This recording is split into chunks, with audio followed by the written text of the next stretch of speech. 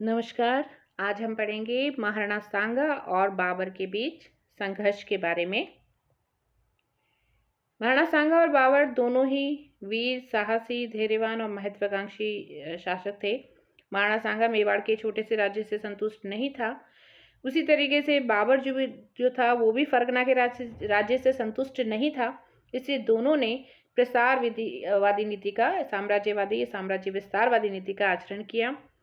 स्थानीय जो राजपूत नरेश थे वो सांगा से ये अपेक्षा रखते थे कि वह दिल्ली सल्तनत को समाप्त करके और दिल्ली में फिर से हिंदू राज्य स्थापित करेगा। और उधर बाबर भी साम्राज्यवादी नीति का अनुसरण करते हुए काबुल तक बढ़ गया, पर वह काबुल के छोटे राज्य से संतुष्ट नहीं था और वह हिंदुस्तान में अपना साम्राज्य स्थापित करना चाहता था। संयोगवश लोदियों में फूट उत्पन्न हो गई और वे इब्राहिम लोदी के जो अहम भाव से परेशान थे और उसके राज्य को समाप्त करने पर तुले हुए थे। और इसी उद्देश्य की प्राप्ति हेतु उन्होंने बाबर को भारत आने का निमंत्रण दिया। निमंत्रण देने वालों में पंजाब का सूबेदार दौलत खान लोधी था। अतः बाबर लोधी सामंतों का निमंत्रण पाकर भारत आया और 1526 ईस्वी में पानीपत के मैदान में लोधी वंश के अंतिम शासक इब्राहिम लोधी को परास्त करके वह दिल्ली और आगरा का स्वामी बन गया। अफगान अभी तक पूरी तरीके से परास्त नहीं हुए थे।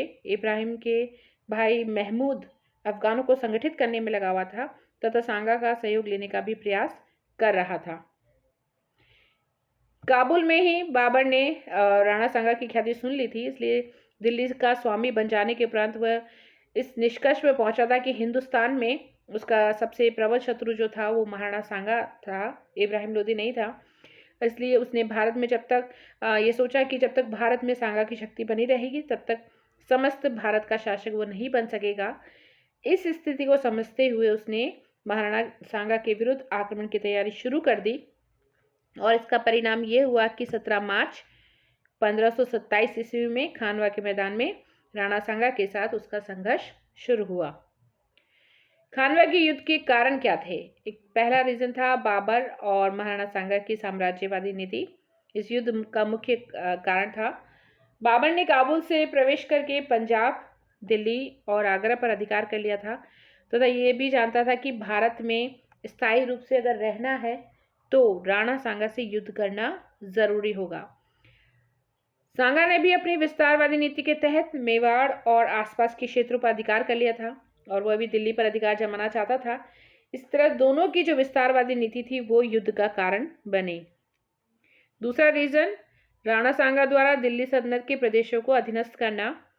पानीपत के पहले युद्ध में इब्राहिम लोदी के परास्त होने से राजस्थान के उन समस्त प्रदेशों को सांगा ने अपने अधीन कर लिया जो दिल्ली सल्तनत के अधीन थे।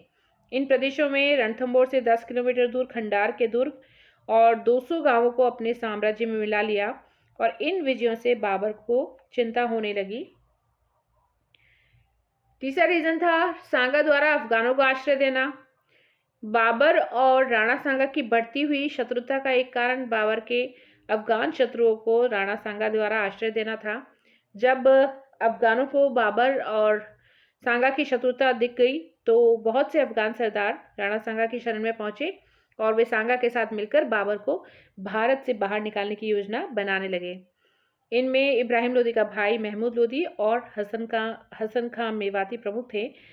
राजपूत अफगान गठबंधन के कारण बाबर जो था वो नाराज हो गया और उसने सांगा के विरुद्ध सैनिक अभियान शुरू कर दिया। चौथा रीजन था धार्मिक मतभेद। सांगा जो था, महाराणा सांगा अपने को हिंदू धर्म का रक्षक मानता था और बाबर अपने को इस्लाम का प्रसारक और पोषक मानता था। अतः हिंदू धर्म की रक्षार्थ सांगा को बाबर से युद्ध करना अनिवार्य हो गया और इसी प्रकार इस्लाम धर्म के पोषक बाबर के लिए उसके मार्ग में बाधक बनने वाले महाराणा सांगा से युद्ध करना आवश्यक हो गया। तो चौथा रीजन था धार्मिक मतभेद। पांचवा रीजन था बयाना को लेकर। सांगा ने बयाना के मुसलमान किलेदार निजाम खां को बाहर निकाल दिया था। निजाम खां ने बाबर से सहायता मांगी। बाबर भी उचित अवसर की तलाश में था तो उसने सेना भेजकर निजाम खां की सहायता करी। निजाम खां को बयाना का किलेदार बनाकर उसको आसपास के परगने भी दे दिए। सांगा को बाबर का यह व्यवहार बुरा लगा और उसने बयाना को फिर से जीतने का फैसला किया। अब दोनों के बीच खानवा का युद्ध शुरू हुआ तो उस समय क्या क्या घटनाएं घटी। 16 मार्च 1527 ईस्वी को दोनों की सेनाएं फतेहपुर सीकरी से 10 मील दूर, आगरा से 20 मील दूर स्थित एक खानवा नामक जगह थी, वहां पर एकत्रित हुई दोनों की सेनाएं। बाबर ने इस युद्ध में भी पानीपत युद्ध की तरह तोपों को अधिक महत्व दिया। राणा सांगा की सेना की संख्या बाबर की सेना से बहुत अधिक थी। सांगा की सेना में राजपूत नरेशों और सामंतों के अलावा हसन खां मेवाती और इब्राहिम लोदी का पुत्र महमूद लोदी भी था। ये युद्ध 17 मार्च 1527 ईस्वी को शुरू हुआ। इस युद्ध में राणा के सिर पर तीर लगने से वो बेहोश हो गया और उसके साथी उसे युद्ध के मैदान से मूर्छित अवस्था में बसवा गांव ले गए, जो जयपुर में था, वहां पर ले गए। और इस युद्ध में कई राजपूत नरेश और सामंत मारे गए। होश में आने पर सांगा ने फिर से बाबर से युद्ध लड़ने की इच्छा प्रकट करी और इस युद्ध में बाबर की जीत हुई। सांगा ने ये प्रतिज्ञा की कि जब तक वह बाबर को नहीं हरा देगा तब तक चित्तौड़ नहीं लौटेगा।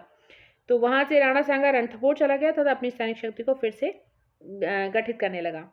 19 जनवरी 1528 में जब बाबर ने मैदनी राय पर चढ़ाई की तो मैदनी राय की सहायता के लिए सांगा ने चंदेरी की ओर प्रस्थान किया और कालपी से कुछ दूर इरिच नामक गांव में उसने जाके डेरा डाला। पर वहां पर उसकी तबीयत खराब हो जाने के कारण 30 जनवरी 1528 को उसकी मृत्यु हो गई। तो कुछ विद्वान ये मानते हैं कि उसके जो साथी सरदार थे, जो बाबर से फिर से युद्ध करने के पक्ष में नहीं थे, इसलिए उन्होंने राणा को विष दे दिया, जहर दे दिया, जिससे उसकी मृत्यु हो गई, ऐसा कुछ इतिहासकार मानते हैं। मांडलगढ़ में उसका दाह संस्कार किया गया और सांगा की मृत्यु के साथ ही राजस्थान में मेवाड़ का प्रभुत्व समाप्त हो गया।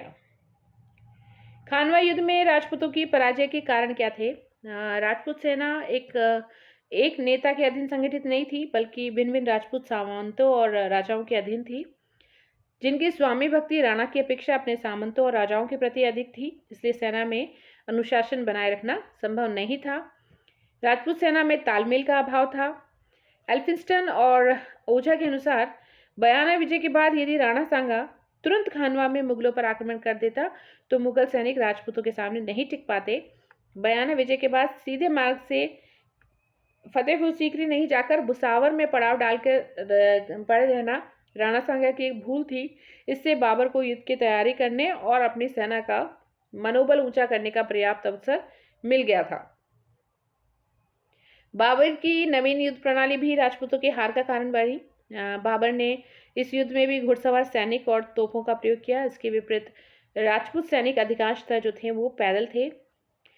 तोपों के गोलों की बौछार से राजपूत सेना के हाथी भी अपनी सेना को रौंदते हुए युद्धभूमि से भाग खड़े हुए। चौथा था बाबर की तुलुगमा पद्धति, जिसके आगे राणा की जो परंपरागत युद्ध पद्धति थी वो नहीं चली। बाबर की मोर्चाबंदी भी एक किले के रूप में थी और राजपूत इस पद्धति से परिचित नहीं थे। तो परिणाम यह हुआ कि अचानक वे मुगल सेना से घिर गए और लड़ते हुए मारे गए।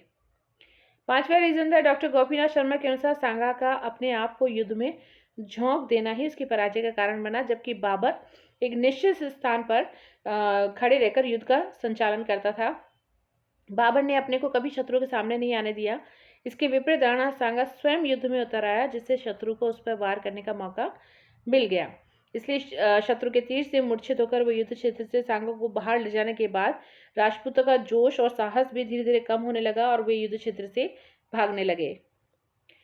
राणा सांगा का दिल्ली के सुल्तान इब्राहिम लोदी से साठगांठ नहीं करना भी उसका पराजय का कारण बना। यदि वह इब्राहिम लोदी से समझौता कर लेता तो उसकी खानवा के मैदान में हार नहीं होती।